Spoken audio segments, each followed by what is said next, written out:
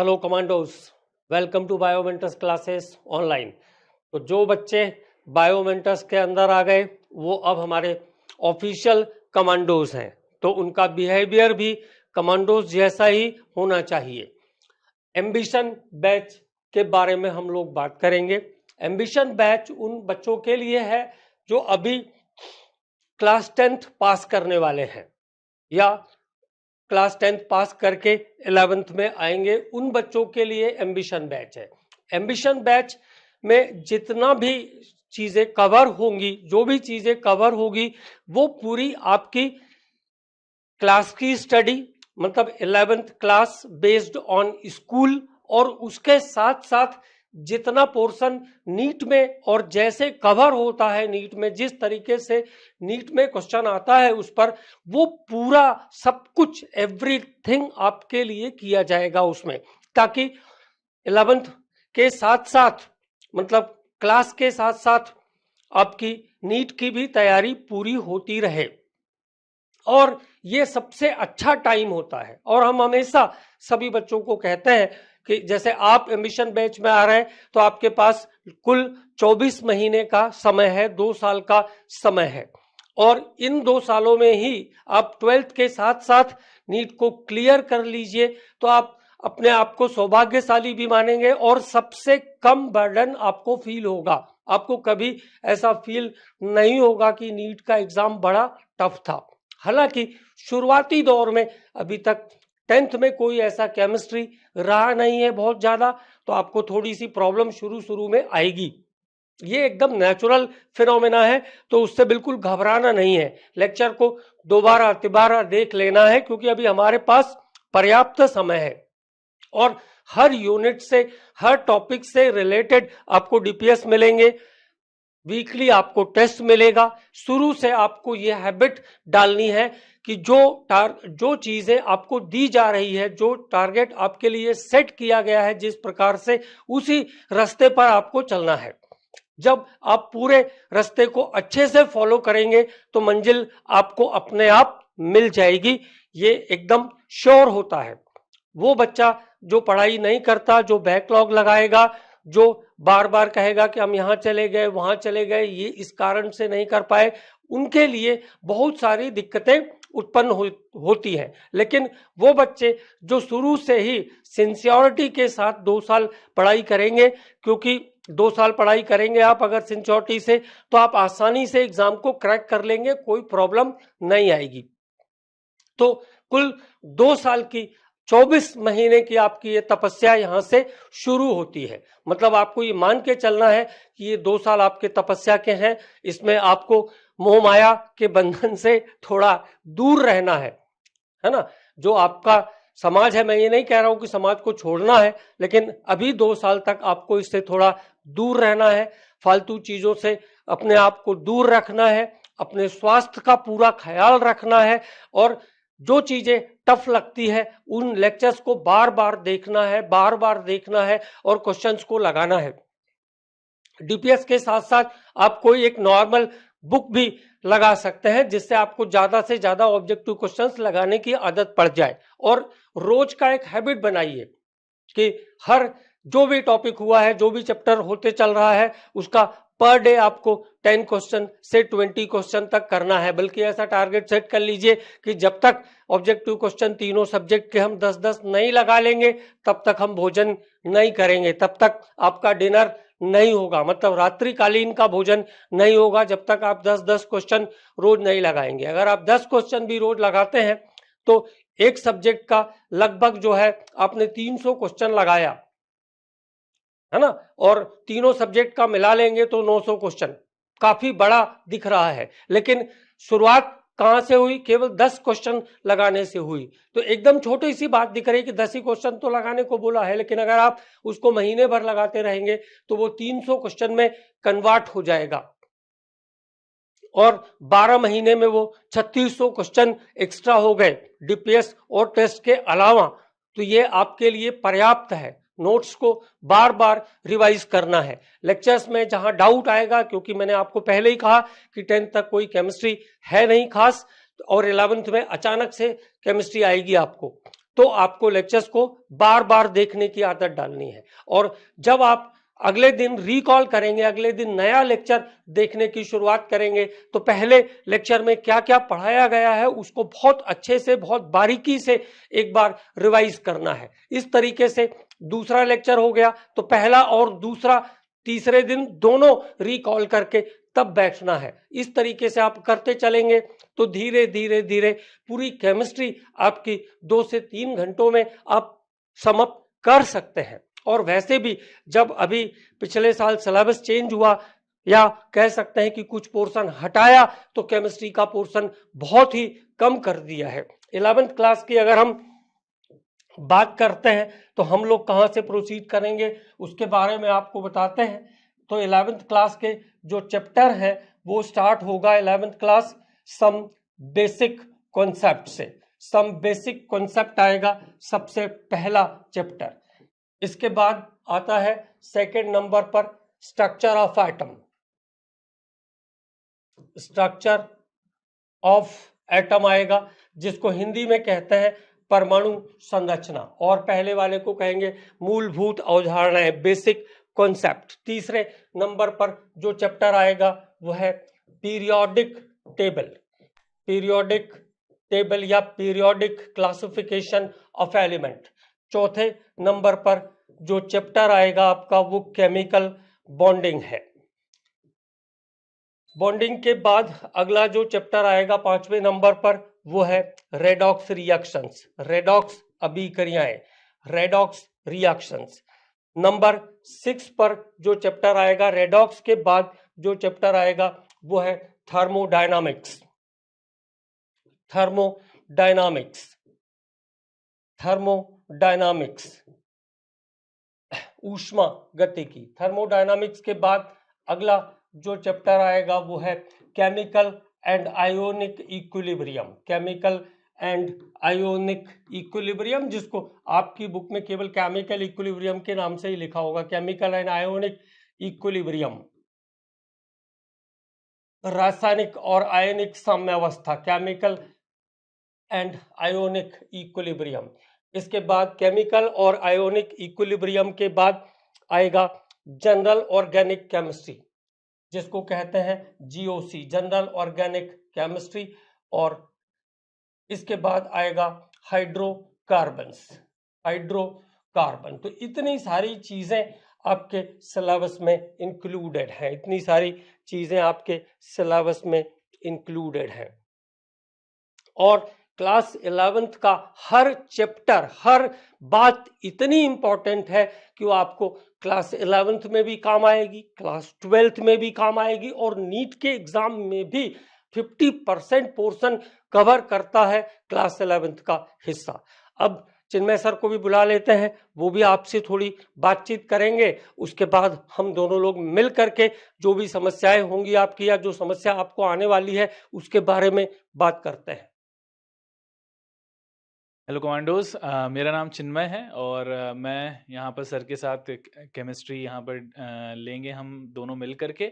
और जैसा कि सर ने चैप्टर सारे बताए हैं 11th क्लास के, और 10th क्लास से अब तुम यहाँ पर जब 11th में आ रहे हो तो बहुत सारे जो चीज़ें हैं ना, मतलब चेंज होती हैं। मतलब इस दौरान तुम लोगों की एज भी कहीं ना कहीं जो है वो बढ़ रही है, और तुम मतलब एक ऐसे एज ग्रुप में आ रहे हो जहाँ पर बहुत सारी चीज़ें एक साथ होना स्टार्ट हो रही है। तुम्हारा फिजिकल डेवलपमेंट भी हो रहा है, मेंटल डेवलपमेंट भी हो रहा है, कॉम्पिटिटिव एग्जाम्स की भी तैयारी करनी है, स्कूल एग्जाम्स को भी ध्यान रखना है, और सारी चीज़ें एक साथ यहाँ पर तुम्हें डेवलप करने के लिए रहती है। तो ये एज बहुत ही ज़्यादा क्रिटिकल एज रहती है।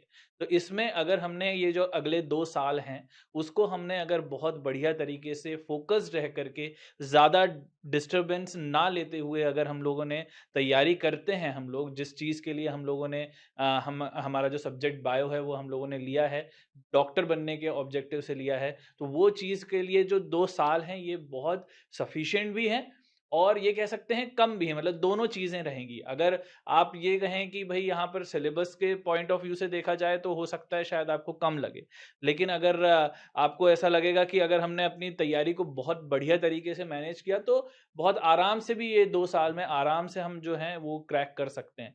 The only thing is you have to be consistent. जरूरी ये है कि हमें लगातार करते रहना है हमारे एफर्ट्स में। शुरू कर सकते हैं हम लोग, हमको हमेशा शुरुआत में ऐसा लगता है कि यस अब हम कर देंगे, अभी तक जो हुआ, अब 10th क्लास तक जो भी हुआ हुआ, लेकिन अब 11th क्लास से हम लोग एकदम लग के करेंगे। लेकिन वो जोश जो रहता है वो केवल कुछ समय के लिए ही रहता है, और उसके बाद फिर वो धीरे धीरे ढीला होना स्टार्ट हो जाता है। तो तुमको बस उसी पॉइंट पर अपने आप को रोकना है, उसी पॉइंट पर अपने आप को ध्यान देना है कि नहीं, मुझे डिस्टर्ब नहीं होना है और हमें लगे रहना है। जैसा कि सर ने बताया कि ये जो 10th से 11th का जो स्विच होता है, ये अपने आप में बोल सकते हैं कि केमिस्ट्री के पॉइंट ऑफ व्यू से काफ़ी ज़्यादा मतलब बोल सकते हैं कि बहुत ज़्यादा ही वेरिएशन रहता है, कि क्योंकि जो भी चीज़ तुम 9th और 10th क्लास में सीख करके आते हो केमिस्ट्री में, वो चीज़ यहाँ पर आकर के एकदम एक झटके में चेंज हो जाती है। तुम्हें ऐसा लगता है कि जो चीज़ हम यहाँ पर पढ़ के आए हैं कि भाई अभी तक तो बोहर मॉडल चल रहा था, KLMN चल रहा था, लेकिन उसके बाद फिर एक नेक्स्ट लेवल आता है, उसमें भी ड्रॉबैक्स निकल आते हैं बोहर में, और फिर निकल के आता है क्वांटम मॉडल। तो ये सारी चीज़ें जो हैं, तुम्हें ऐसा लगेगा बीच बीच में कि ये जो चीज़ें हमने अभी तक पढ़ी हैं वो कुछ थी ही नहीं। लेकिन हाँ, ये सही है कि यहाँ पर चीज़ें जो हैं वेरिएशन होता रहेगा। आगे जाके तुमको और भी चीज़ें ऐसी मिलेंगी जो तुमको नई नई चीज़ें पता चलेंगी। और फिर कहीं ना कहीं शुरुआत में तुम्हें ऐसा लगेगा केमिस्ट्री थोड़ा सा बोरिंग हो रहा है, बीच में भी तुम्हें ऐसा लगेगा कि नहीं, केमिस्ट्री नहीं जम रहा हमको। लेकिन इन दी एंड अगर तुम उसमें कंसिस्टेंट रहोगे तो तुमको बाद में पता चलेगा कि सबसे ज़्यादा बोल सकते हैं कि जो सबसे स्कोरिंग सब्जेक्ट जो है, और जो सबसे ज़्यादा मतलब रिलेटेबल सब्जेक्ट है, वो केमिस्ट्री ही रहेगा। ठीक है, तो यहाँ पर ये तुम्हें काफ़ी ज़्यादा एक बस ज़रूरी ये रहेगा कि तुम्हें लगे रहना पड़ेगा। ये नहीं कि हम बीच में गिव अप कर दें, क्योंकि 11th क्लास में बच्चा बीच मिड सेशन में कहीं ना कहीं लड़खड़ा जाता है, तो उसको तुमको संभालना है।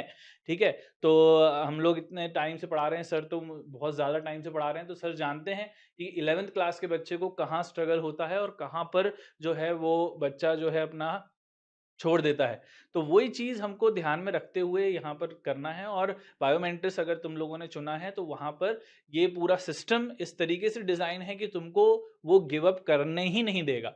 बस ये है कि वहाँ पर यहाँ पर बैठ करके तुम्हारा हाथ नहीं पकड़ा जा रहा है, वो तुमको खुद को ही करना पड़ेगा।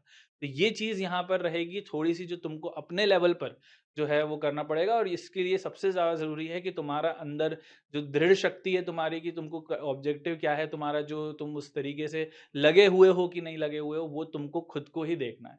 तो ये एक बहुत इंपॉर्टेंट चैलेंज है तुम लोगों के लिए, और इस एज के लिए बहुत ज़्यादा ही है। फिर बाद में क्या होता है कि फिर जनरली ये होता है कि 11th-12th में लोगों का जब छोड़ देते हैं, फिर सोचते हैं कि चलो हम 12th कर लेते हैं, 12th के बाद ही हम अच्छे से फोकस्ड रह के तैयारी करेंगे। लेकिन उस दौरान वो कितना एज जो है निकल जाती है, कितना टाइम जो है निकल जाता है, उससे ज़्यादा सबसे सही यही रहेगा कि अभी जो 2 साल हैं उसी में हम लोग जो है अपना 100% एफर्ट डाल के ये चीज़ें कर सकते हैं। जैसा कि सर ने सारे सिलेबस के बारे में बताया, ये सारा सिलेबस जो है एम्बिशन बैच में जो है तुम लोगों का almost November second week, November first week तक ये चीज़ फिनिश अप हो जाएगी एज एक्सपेक्टेड। उसके अलावा फिर लेकिन बस ये है कि तुम्हें बहुत सारे स्कूल भी जाना रहेगा, स्कूल में भी तुम्हारे बहुत सारी चीज़ें रहेंगी, तुमको उसको भी मैनेज करना रहेगा। तो बहुत सारी चीज़ों को ध्यान में रखते हुए ही ये जो मॉडल है ये डिज़ाइन किया गया है एम्बिशन बैच का। बस तुम्हारे लिए ज़रूरी है, जैसे सर ने कहा कि क्वेश्चंस, DPS के क्वेश्चंस वो सारे लगाने हैं, 10-10 क्वेश्चन भी जैसे सर ने कहा कि लगाते रहेंगे तो हमारे बहुत सारे क्वेश्चंस जो हैं हम कवर कर लेंगे। और जहाँ तक बात एक स्कूल, जैसे अभी तुम 10th क्लास में थे, तो तुम्हारी एक जो अप्रोच थी वो एक बोर्डिश अप्रोच थी। लेकिन अब हम एक कॉम्पिटिटिव माहौल में जा रहे हैं, तो कॉम्पिटिटिव में हम लोगों को एमसीक्यूज पर ध्यान देना है। एमसीक्यू अप्रोच एक अलग होती है, वहां पर हम लोगों को जो है एक प्रकार से जो कंसेप्चुअल अंडरस्टैंडिंग है वो सबसे ज़्यादा ज़रूरी होती है, ताकि हम क्वेश्चन को एनालाइज कर पाएँ कि वो क्वेश्चन की लैंग्वेज क्या है, और उस तरीके से जो हमारे फॉर्मूलेज हैं या जो हमारे कॉन्सेप्ट्स हैं उनको अप्लाई कर पाएँ। तो वो बहुत सारी एक एक एक प्रोसेस होती है। वो एकदम से ऐसा नहीं होगा कि तुम्हें आज अपन ने शुरू किया और कल तुम्हें वो चीज़ बनने लग जाएगी।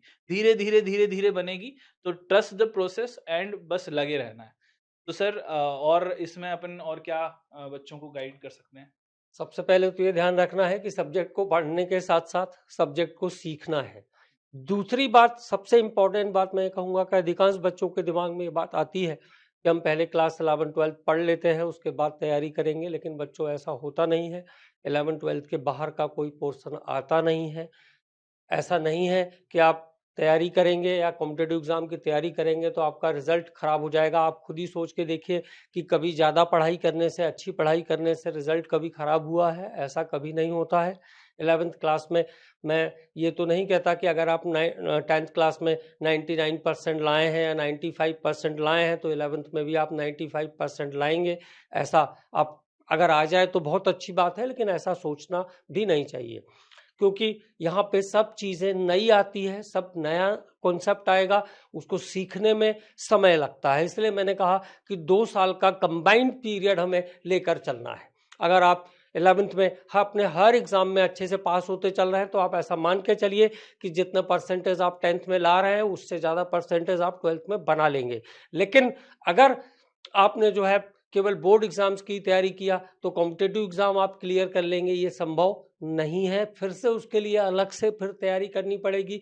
कई बच्चे 12th पास करने के बाद 3-3, 4-4 साल लगा देते हैं। यहाँ तक कि जो बच्चा 95%, 96% भी लाता है, कई बार वो सेलेक्ट नहीं हो पाता है। तो हम लोग चूंकि बहुत दिन से इस फील्ड में काम कर रहे हैं, इसलिए हर चीज़ की बारीकियां आपको बता सकते हैं।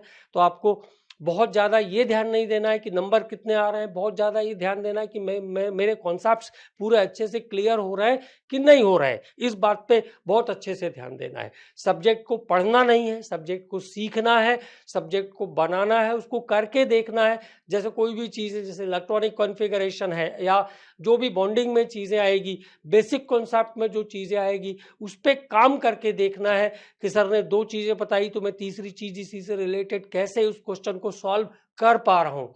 तो मतलब कुल मिला के ये है कि सब्जेक्ट को करना है, सब्जेक्ट को सॉल्व करने बैठना है, उससे रिलेटेड पॉइंट्स को हमें अच्छे से सॉल्व करना है। वो तभी पॉसिबल है जब आपके कॉन्सेप्ट क्लियर होंगे, और कॉन्सेप्ट क्लियर होंगे तो नेचुरली आपके 11th क्लास में भी अच्छे परसेंटेज आएंगे। और आपको जब आप 12th का केमिस्ट्री पढ़ोगे, जैसा जनरल ऑर्गेनिक केमिस्ट्री, एक चैप्टर का नाम मैंने यहाँ पे लिख के रखा है, जीओसी, जनरल ऑर्गेनिक केमिस्ट्री।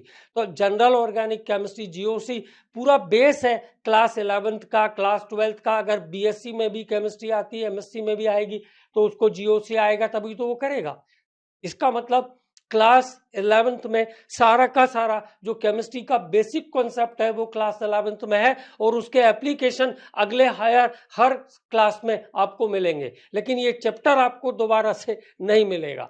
तो जब सारे कॉन्सेप्ट को क्लियर करना है तो समय लगता है। थोड़ी सी चीजें ऐसी भी लगेगी, कुछ समझ आ रहा है, कुछ नहीं आ रहा है, कुछ समझ आ रहा है, कुछ नहीं। लेकिन मैंने आपसे कहा कि आप जब टीचर्स के साथ इन्वॉल्व रहेंगे, जब हमारा आपका कनेक्शन रहेगा मेंटली, तो आपको बात क्लियर होगी। अच्छा ठीक है, मैं इसको दोबारा देख लेता हूँ, दोबारा समझता हूँ कि सर ने इसके बारे में क्या कहा है। जब हम चीज़ों को बार बार करेंगे तो वो चीज़ें हमें क्लियर हो जाएगी, ऑटोमेटिकली सभी चीज़ें हमें क्लियर हो जाती है। लेकिन हमें अभी इस बैच के बच्चों को मैं खास कहूँगा कि आपको बहुत ध्यान देना है कॉन्सेप्ट के ऊपर। कई बार आप अपनी बुक से मिलाओगे तो हम चीज़ों को रैंडम तरीके से पढ़ाते हुए आपको दिखेंगे। बुक में पहले कोई दूसरा टॉपिक होगा, हम कोई दूसरा टॉपिक पढ़ा रहे होंगे। जैसे बुक में पहले एटॉमिक स्ट्रक्चर की बात करूं मैं, तो बुक में पहले क्वांटम नंबर है, हम आपको कॉन्फ़िगरेशन पहले पढ़ाते हुए दिखेंगे, तो आपको लगेगा ये क्या हो रहा है। लेकिन आपको नहीं पता है, मुझे तो ये बात पता है ना कि जब तक हमें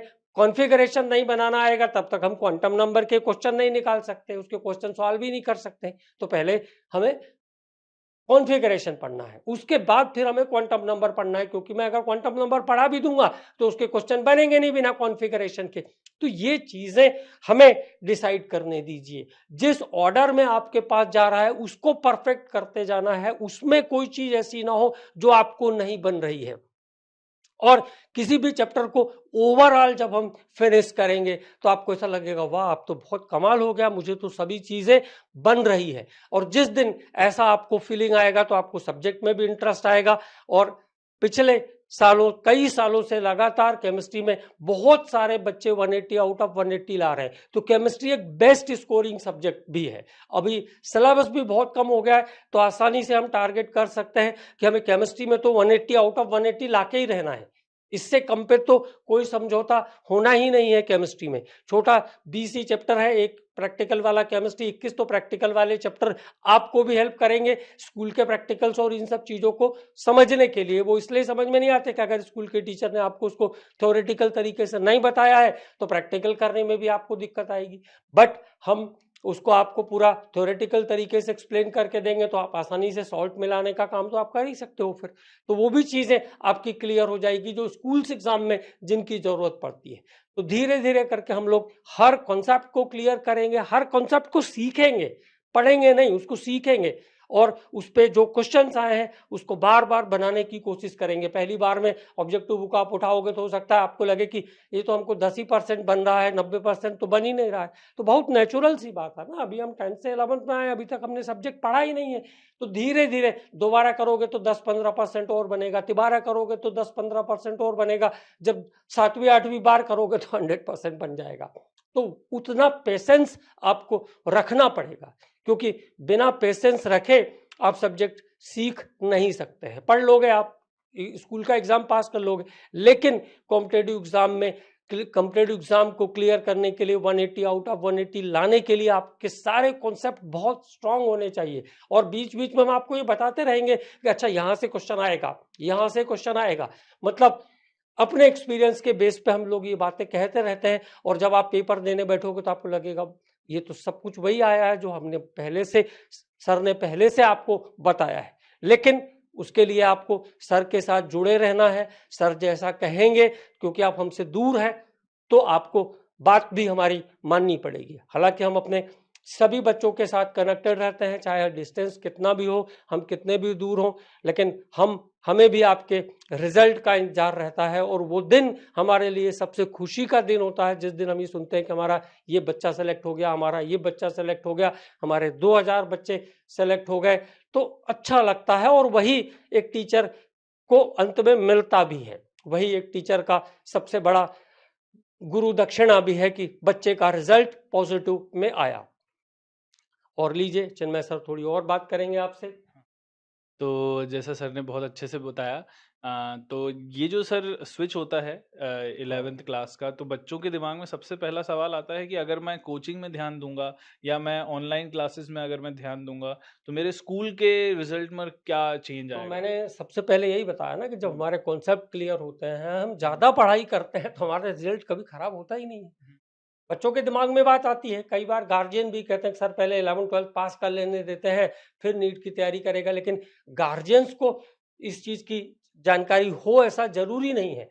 जितने भी देखे जो गार्जियन, जैसे कोई डॉक्टर है गार्जियन, कोई बहुत बड़ा इंजीनियर है और साइंटिस्ट है, सब अपने बच्चों को लेके कहीं ना कहीं किसी न किसी इंस्टीट्यूट में जाते हैं। और बायोमेंटस का तो आपको सबसे बड़ा एडवांटेज ये है कि आपको घर में ही सब कुछ एज अ इंस्टीट्यूट, कोई भी ऑफलाइन इंस्टीट्यूट भी आपको ये चीज़ें ऑफर नहीं कर सकता है, इतने अच्छे से, इतने केयरफुली नहीं पढ़ा सकता है। लेकिन अब आपको अपना तो ध्यान देना पड़ेगा ना भाई, अब 4 बजे लेक्चर है, अब आप 4 बजे आप घूमने गए हो, तो ये तो गलत बात है ना। जितने बजे लेक्चर है उसको उतने बजे अटेंड कीजिए, आप उसको एज अ ऑफलाइन क्लास ही फील कीजिए। और आप हमेशा ये समझिए कि सर आपके साथ काम कर रहे हैं, सर तो रोज 4 बजे अपने आपके पास आ रहे हैं ना, तो आप भी सर के पास 4 बजे रहिए उपस्थित, जितने भी बजे लेक्चर हो। मेरे कहने का मतलब यह है कि आप उन सभी लेक्चर्स को एकदम टाइमली अप्रोच कीजिए और उस पर काम करते रहिए। उस पर आप काम करते रहेंगे तो आपके सिलेक्शन में बहुत आसानी रहेगी, सब कुछ बहुत आसानी से आप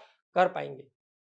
जी सर, बिल्कुल। और फिर सर एक सवाल और आता है कि क्या नीट का सिलेबस और जो 11th-12th का जो सिलेबस है उसमें कितना सिमिलैरिटी है और कितना डिफरेंस है? क्या कुछ एक्स्ट्रा है और या हमें सिर्फ एनसीईआरटी फॉलो करना है? देखिए एनसीईआरटी तो फॉलो करना ही है, आजकल तो ट्रेंड हो गया है एनसीईआरटी को फॉलो करना।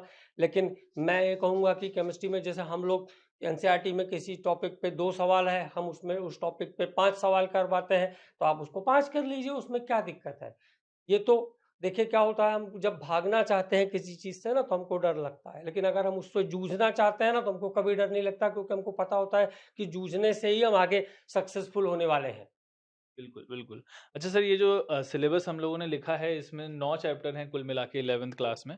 तो ये इसमें सबसे ज़्यादा इम्पोर्टेंट और सबसे ज़्यादा ध्यान देने वाले जो इनको 12th में भी देखिए इम्पोर्टेंट रोल प्ले करेंगे और कंपटीशन में। 11th के तो सभी चैप्टर बहुत इंपॉर्टेंट है, कुछ भी ऐसा नहीं है, लेकिन जैसे मैंने कहा कि स्ट्रक्चर ऑफ एटम है, ये भी आपको हर चैप्टर में 12th क्लास के भी हर चैप्टर में इसकी एप्लीकेशन आएगी।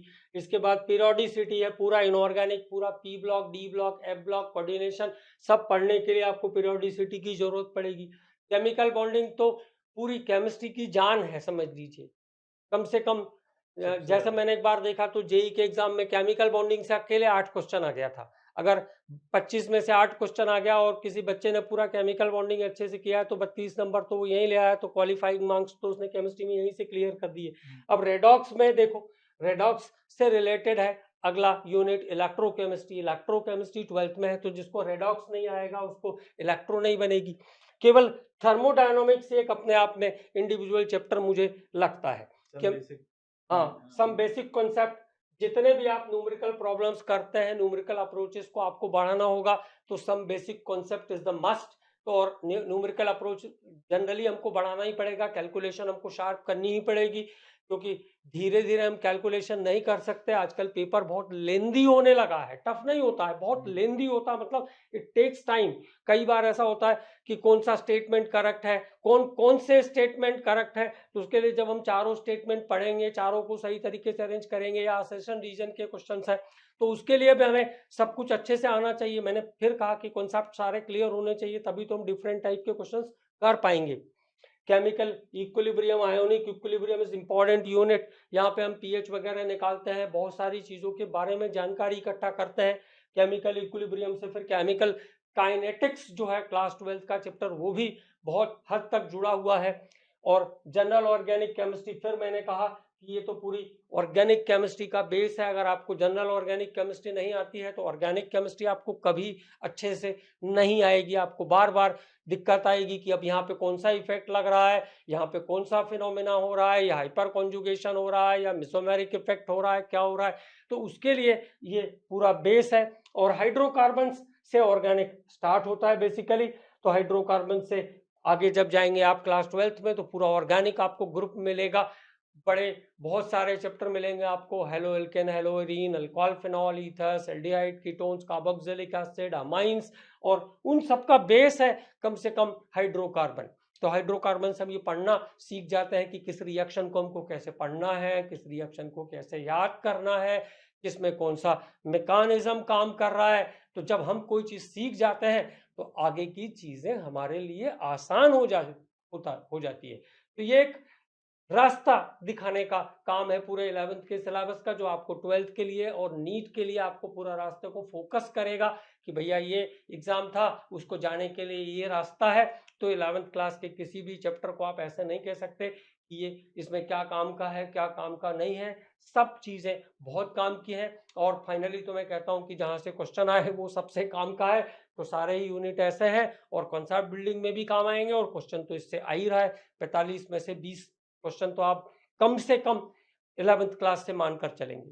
बिल्कुल। तो सर ने बता ही दिया है कि कितना इम्पोर्टेंट जो है वो ये पूरे चैप्टर्स होने वाले हैं। हालाँकि पहले तो ऐसा होता था कि पहले और ज़्यादा चैप्टर्स थे, वो अभी डिलीटेड पोर्शन के बाद अब जाके हमारे पास जो आए हैं, वो यही चैप्टर्स हैं, और ये सारे वही चैप्टर रखे गए हैं जो सबसे ज़्यादा इम्पोर्टेंट हैं for better understanding of the concept. मतलब ये सिर्फ 12th क्लास के लिए ही नहीं, नीट के लिए ही नहीं, अगर मान लो कभी फ्यूचर में तुम्हारी इच्छा हुई और केमिस्ट्री में तुम्हारा जो क्या बोलते हैं इंटरेस्ट जागा और तुमने कहीं सोचा कि मुझे केमिस्ट्री में आगे बढ़ना है, तो उसमें भी यहाँ पर जो है ये जो चैप्टर्स हैं बहुत ज़्यादा इंपॉर्टेंट रोल प्ले करेंगे। तो सबका अपना एक फाउंडेशन है, सबकी अपनी एक इम्पोर्टेंस है हर चैप्टर की। तो उसको बिल्कुल हर चैप्टर को बहुत ही ध्यान से, और अपने पास सफिशिएंट टाइम है, अपन अच्छे से दे सकते हैं, तो उसको अच्छे से मतलब करते रहना है अपन को। बिल्कुल बीच में ऐसे वक्त आएगा जब तुमको ऐसा लगेगा कि अब नहीं हो रहा है हमसे ये चैप्टर, ये सब्जेक्ट ही नहीं हमारे काम का है, लेकिन सब्र रखना, उस टाइम पर अपने आप को संभाल लेना बस। ठीक है ना? तो वो सारी चीजें हो जाएंगी, और पेशेंस ही सबसे ज्यादा इंपॉर्टेंट है। ठीक है? तो सर लास्ट वर्ड्स कुछ? तो बस बायोमेंटर्स के साथ जुड़िए, 2 साल लगातार संघर्ष कीजिए। जिस विश्वास के साथ आ रहे हैं, जितने विश्वास के साथ आप आ रहे हैं, उससे ज़्यादा गर्व के साथ आप यहाँ से जाएंगे, उससे ज़्यादा प्राउड होगा आपको कि आप एक अच्छे इंस्टीट्यूशन के साथ, एक ऑनेस्ट इंस्टीट्यूशन के साथ जुड़े और आपने अपना 2 साल दिया, तो आप यहाँ से डॉक्टर बन के ही निकलेंगे, इस बात की हमें पूरी उम्मीद है। और अगर आपने शुरू से फर्स्ट डे से सब कुछ फॉलो किया तो कोई भी ताकत आपको सफल होने से रोक नहीं सकती है। तो बेस्ट ऑफ लक, अच्छे से आइए, अच्छे से काम कीजिए और बार बार रिवाइज कीजिए चीज़ों को और एकदम 100% सेलेक्ट होइए। All the best from biomentors. मिलते हैं लेक्चर्स में। Okay, bye bye.